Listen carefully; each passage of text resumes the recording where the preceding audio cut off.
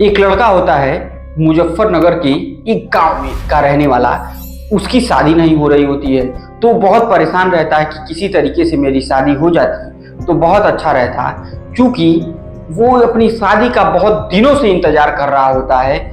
लेकिन उसके घर पर कोई भी उसे देखने वाले नहीं आते हैं। हमारे यहाँ तो उसे बरदेखा कहते हैं, आपके यहाँ क्या कहते हैं पता नहीं। वो लड़का बिल्कुल परेशान हो जाता है, जिससे भी मिलता है उससे अपनी इस व्यथा को गाता कि कहीं मेरी शादी करा दो, मुझे शादी करनी है।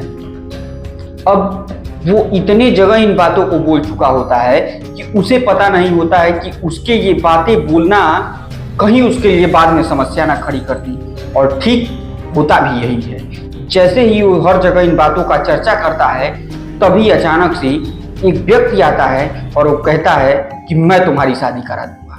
अब इतना सुनने के बाद दूल्हे की तो खुशी का ठिकाना नहीं था। इस लड़के का नाम बादल था।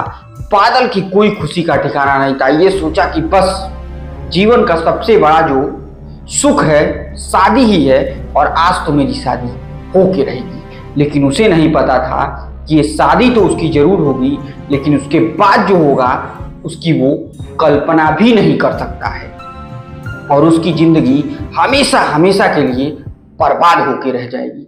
नमस्कार दोस्तों, मेरा नाम आर्यन मिश्रा है, और जुर्म के वर्चस्व की कहानी में आज की कहानी कुछ ऐसी होगी जिसे सुनने के बाद आपके भी पैरों तले जमीन खिसक जाएंगे। आपको हंसी भी आएगी और आपको गुस्सा भी आएगा, क्योंकि बात ही कुछ ऐसी है। दरअसल दोस्तों, ये कहानी शुरू होती है उत्तर प्रदेश के मुजफ्फरनगर से, जहां एक बादल नाम का लड़का होता है जो अपनी शादी को लेकर बेहद परेशान होता है कि तभी अचानक उसे एक व्यक्ति मिलता है और वो उसकी शादी कराने की बात कहता है। अब जैसे ही वो व्यक्ति उसकी शादी कराने की बात कहता है, उसकी तो खुशी का मानो ठिकाना ही नहीं रहता है। वो सब कुछ भूल जाता है कि मुझे जिससे शादी करनी है वो कौन है, कहाँ से है, कैसे आई है, मुझे उससे शादी करनी चाहिए कि नहीं करनी चाहिए, उसकी बैकग्राउंड क्या है। उसे इन सब बातों से कोई लेना देना नहीं होता है। उसे अगर कुछ दिखता है तो सिर्फ एक चीज और वो होता है कि उसकी जल्दी से जल्दी शादी हो जाए। अब होता भी यही है, क्योंकि इनके अंदर तो इतनी उतावलापन रहता है कि आउट ऑफ कंट्रोल होते हैं, और तुरंत मंदिर में आनन फानन में शादी की जाती है। और शादी के अगले दिन रस्मों रिवाज धूमधाम से, शादी वाली रात में धूमधाम से पूरी व्यवस्था की जाती है। गांव घर वालों को खिलाया पिलाया जाता है, किसी प्रकार की कोई समस्या नहीं होती है। और दुल्हन के घर से कुछ मिठाइयाँ आई रहती हैं, कुछ खाने पीने वाला आए रहते हैं। तो दुल्हन सोचती है कि जब ये सारे रिश्तेदार और सारे लोग चले जाएं, तब मैं इसे अपने घर वालों को खिलाऊंगी, क्योंकि ये कुछ स्पेशल मिठाइयाँ हैं जो सिर्फ और सिर्फ उत्तराखंड के उधमनगर से चलकर इसी परिवार के लिए आई हुई है। अब ये लड़का अपनी दुल्हन के पास मिलने के लिए जाने वाला था, सुहागरात मनाने के लिए जाने वाला था, कि तो उससे पहले ये लड़की कहती है, यानी जिससे सुहागरात मनाना था, वो कहती है कि कुछ मिठाइयाँ उत्तराखंड के उधमनगर से आई हैं, जहाँ मेरा मायके है, और मैं उम्मीद करती हूँ कि आप ये मिठाइयाँ पूरे घर वालों के साथ साथ अपने भी खाएंगे। तब वो कहता है कि मैं इन मिठाइयों को तुम्ही को खिलाऊंगा और तुम्ही से शुरुआत करूंगा। तब वो कहती है कि नहीं नहीं, मुझे खिलाने की जरूरत नहीं है, पहले आप अपने घर वालों को खिलाइए, क्योंकि मैं तो बहुत ही मिठाइयाँ जब वहाँ पर रहती थी तो खाती थी, और यहाँ भी मुझे कोई दिक्कत नहीं। पहले क्योंकि मैं इस घर की सबसे छोटी हूँ, इसलिए घर पे जो भी बड़े बुजुर्ग सदस्य हैं सबको ये मिठाई खिला दीजिए। अब वो लड़का खुशी के मारे पागल तो था ही, सभी लोगों को एक एक मिठाइयाँ पूरे परिवार वालों को बांटता है, और घर में घुसते समय अपने भी एक मिठाई खा लेता है। और मिठाई वो खाने के बाद जैसे ही वो बिस्तर पर पहुंचता है, फिर सुहागरात की जो रस्मों रिवाज होती हैं, सुहागरात में जो काम किया जाता है, एक तरीके से जो संबंध बनाए जाते हैं, वो सब वो बनाता है, सब कुछ करता है। और इसी दरमियान एक ऐसी घटना घटती है कि जिसके बारे में सोच भी नहीं सकते हैं लोग। और वो घटना ये होती है कि जैसे ही सुबह होती है तो गांव की महिलाएं उस दुल्हन को देखने के लिए इस परिवार यानी बादल के घर जाती हैं, तो देखती हैं कि बादल के घर के सारे लोग सोए हुए हैं, और सुबह के तकरीबन 9 बज रहे हैं, अभी तक कोई जग ही नहीं रहा है। अब परिवार वालों को जबरदस्ती हिलाया डुलाया जाता है, मुंह पर पानी मारा जाता है, तो पता चलता है कि जिन लोग को तो बेहोशी की हालत में है। और जब उस दुल्हन के कमरे की तरफ जाया जाता है, दुल्हन के कमरे में देखने की कोशिश की जाती है, तो पता चलता है कि दुल्हन भी नहीं है। अब तो पूरे घर वालों से लेकर सारे लोग परेशान कि दुल्हन गई तो गई कहाँ। इन लोगों की नज़र जब अलमारी की तरफ पड़ता है तो अलमारी खुली हुई और जितने भी जेवरात थे सब गायब थे, कहीं कुछ बचा ही नहीं था। पूरे घर की सारे जेवरात, पूरे परिवार में जितने लोग रहते हैं जिनके शरीर में कोई जेवरात, जैसे किसी ने सिकड़ पहन रखी है, किसी ने कुछ पहन रखा, सब कुछ वो दुल्हन इस घर से उड़ा ले जाती है। अब इतना होने के बाद तो पूरे घर वाले आश्चर्य से भर जाते हैं। अब इन लोगों को लगता है कि मुझे उसके बारे में पता करना चाहिए था, ये है वो है, तमाम बातों की चर्चाएं चलती रहती हैं कि तभी अचानक से किसी ने उस दूल्हे को राय दिया कि अरे मूर्ख आदमी हो तुम, कम से कम इस बात की तस्दीक नजदीकी थाने में कराओ, थाने में FIR दर्ज कराओ, पुलिस उसको ढूंढ के ले आएगी और तुम्हारा सारा सामान मिल जाएगा। अब तत्काल प्रभाव से ये लड़का तुरंत भागते हुए नजदीकी थाने में जाता है और थाने में केस दर्ज कराता है। और 1 मार्च को वो थाने में केस दर्ज कराता है और मई आते आते पुलिस ने इस पूरे गैंग को पकड़ लिया।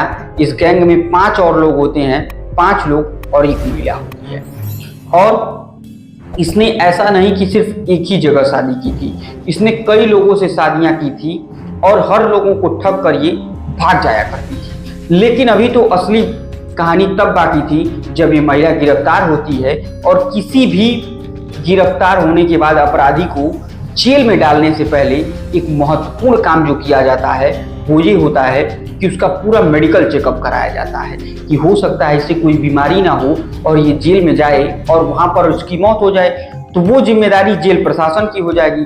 तो जेल प्रशासन अपने बचाव के लिए महिला सहित सारे लोगों का मेडिकल चेकअप कराता है। और जब मेडिकल चेकअप कराता है उसके बाद जो हैरान करने वाली रिपोर्ट आती है उसे सुनकर आप भी चौंक जाएंगे। और इस महिला को एड्स हुआ रहता है, यानी जिससे बादल ने सुहागरात मनाया था उसको एड्स हो चुका था। अब ये सुनने के बाद तो पुलिस के मानो रोंगटे खड़े हो जाते हैं, पुलिस के पैरों तले जमीन खिसक जाती है कि ऐसा कैसे हो गया। जब इसे एड्स था तो इसका मतलब जिसने इसके ऊपर केस दर्ज कराया एड्स तो अब उसे भी हो गया होगा। अब पुलिस आनन फानन में दूल्हे को बुलाती है और पूछती है कि बताओ भाई, तुमने इसी के साथ संबंध बनाया था? दूल्हा गर्व से कहता है कि हाँ, मैंने तो इसी के साथ संबंध बनाया था और ये मेरी दुल्हन है, लेकिन पता नहीं कैसे साहब ऐसे निकल गई और ये मेरा सारा सामान समेट कर भाग गई। अब पुलिस चूंकि इस गंभीर बीमारी के बारे में बादल से छुपा भी नहीं सकती थी और बताने में भी हिचक रही थी कि इसका सामान भी लूट गया और सामान भी नहीं मिला अभी तक, ऊपर से इतनी बड़ी समस्या कि उसे पूरी उम्र एक बीमारी के साथ जूझना पड़ेगा और वो बीमारी थी एड्स। और इसी के साथ दोस्तों, जब उस महिला से और कड़ाई से पूछताछ करती है तो और बड़े चौंकाने वाले खुलासे करती है। वो कहती है कि ये मेरा पहला शिकार नहीं है, अब से तकरीबन मैंने 5 ऐसे लोगों से शादी कर चुकी हूँ जिनकी शादियाँ नहीं होती थी और मैं उन सभी के साथ संबंध बनाती थी। उसके बाद उनके घरों से सोने चांदी जितने भी गहने ले रहते हैं सब लेकर मैं भाग जाया करती थी। अब इतना सुनना ही था कि पुलिस के पैरों तले और जमीन खिसक जाती है कि अभी तो ये पहले दूल्हे को एड्स हुआ है, तकरीबन इसने 5 और दूल्हे को एड्स करा दी है। अब इतनी जानकारी मिलने के बाद तो समझिए पुलिस का काम और बढ़ जाता है। पुलिस उन और 5 लोगों को ढूंढने की कोशिश करती है, ये प्रयास करती है कि उन्हें किसी तरीके से बचाया जाए, उन्हें इन बातों की खबर दी जाए कि आपको एड्स हो चुका है, आपने जिस दुल्हन से शादी की उस दुल्हन को एड्स हो चुका था। और इस तरीके की घटना सुनने के बाद एक तरीके से तो हंसी भी आती है, लेकिन ये बेहद दुखद भी खबर है कि बताइए उस दूल्हे बेचारे को क्या पता था कि इस दुल्हन को एड्स है। लेकिन मैंने फिर एक बार कहा कि किसी से भी शादी करने से पहले उसके बारे में पूरी जानकारी जुटाइए। आप शादी मत कीजिए, लेकिन अगर कीजिए तो पूरी जानकारी आपके पास रहनी चाहिए। ऐसा ना हो कि आप किसी ऐसे व्यक्ति से शादी कर ले रहे हो, किसी ऐसी महिला से शादी कर ले रहे हो जिसका आपराधिक बैकग्राउंड हो, जिसके बारे में आप जानते भी नहीं हो और अंततः वो आपको लूट कर चल दे और आप कुछ ना कर पाए। तो दोस्तों, ये कहानी सुनाने का मतलब आपको परेशान करना नहीं था, आपको सचेत करना था कि आप भी इस तरीके की होने वाली घटनाओं से पहले ही आगाह रहें और इस तरीके की होने वाली घटना से बचे रहें। दोस्तों, अगर आप चैनल पर नए हैं तो कृपया चैनल को सब्सक्राइब, वीडियो को लाइक और वीडियो को ज्यादा से ज्यादा शेयर कीजिए। तब तक के लिए मुझे दीजिए इजाजत। जय हिंद, जय भारत।